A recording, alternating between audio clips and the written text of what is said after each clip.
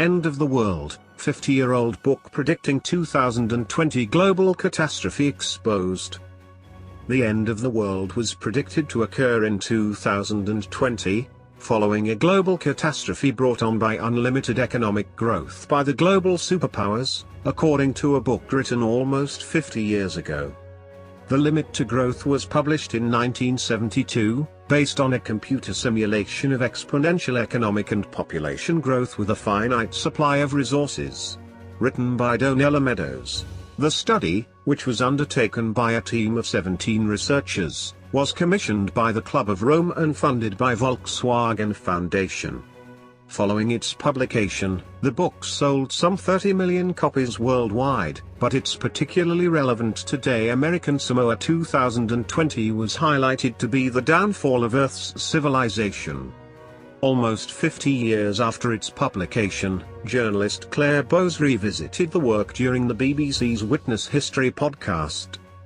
She said in January, in 1972, as the world began to wake up to environmental damage, a best-selling book called The Limit to Growth was published. In the 60s, all over the Western world, economies were growing and people were shopping. Post-war consumer process was firmly established. Economic growth had helped improve health and life expectancy. By the second half of the 20th century, many diseases had been eradicated and working conditions were improving.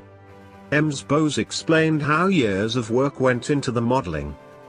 She added, in 1970, Professor Dennis Meadows was working at the Massachusetts Institute of Technology and he was interested in data. He wasn't an economist or an environmentalist, but things changed when he and a team of researchers at MIT were asked to produce a sophisticated computer model that would predict the future. They tried to simulate interactions between population, industrialization, food production and the Earth's resources. Their client was the Club of Rome. The authors used modeling to try and predict the Earth's future. They were the first to coin the term sustainability and said without it, civilization will begin to decline by 2020.